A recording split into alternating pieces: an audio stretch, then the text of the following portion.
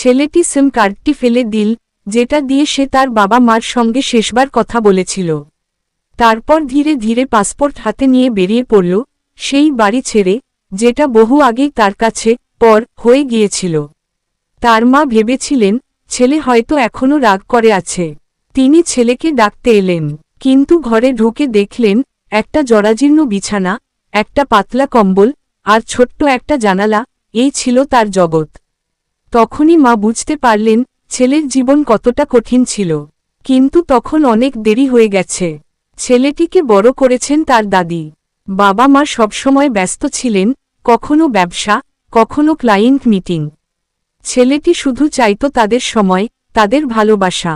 সে কষ্ট করে পড়াশোনা করত, ভাবত একদিন বাবা মা গর্বিত হবেন। কলেজ ভর্তি পরীক্ষার সময় তার বাবা মা বিলাসবহুল গাড়ি করে গ্রামে এলেন।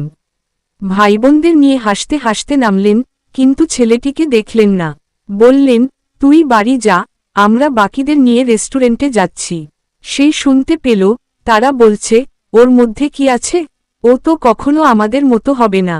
ঠিক তখনই এক বিস্ফোরণ ঘটে। সে রক্তাক্ত অবস্থায় চোখ খুলল, কেবল একজন অপরিচিত ডাক্তার পাশে বসে।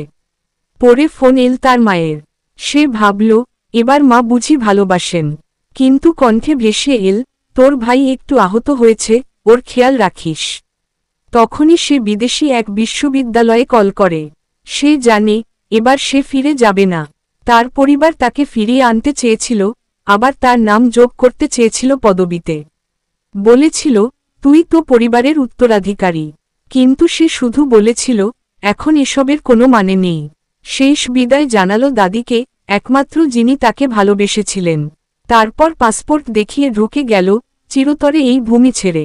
তারা অনেক বছর পর সেই ঘরে এলেন, যে ঘরে সে থাকত, কিন্তু জানতেন না। দরজা খুলে ভেতরে ঢুকেই তারা দেখলেন দেয়ালে ঝুলছে তার আঁকা পরিবার ছবি, অর্ধেক পোড়া। ভালোবাসা যদি সময়মতো না হয়, তা তখন শুধু একটা স্মৃতি হয়ে থাকে, যেটার কাছে কেউ আর ফিরতে চায় না।